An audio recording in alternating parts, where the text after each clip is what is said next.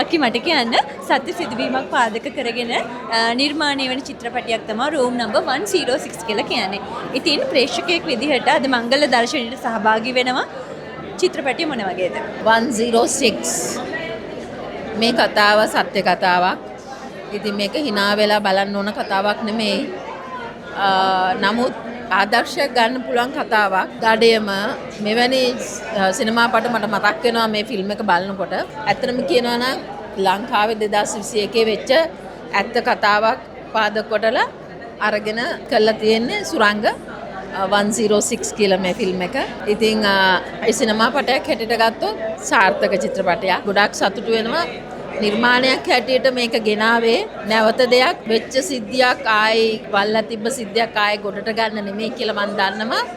නිර්මාණයක් හැටියට දීලා ආදර්ශයක් දීලා තියෙනවා කියලා මම හිතනවා.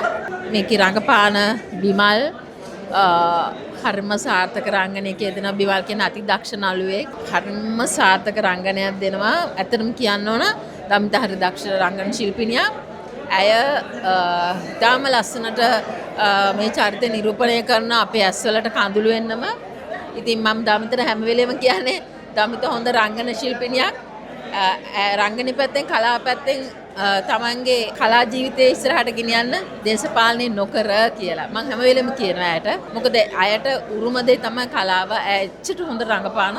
ඒ වගේම කියන්න ඕන මේ ප්‍රධාන චරිතය කෙන දිස්නි ඒ රංගනය හරිම ඉහළයි, හරිම ලස්සනයි. ඉතින් කතා කළ යුතු කතාවක්.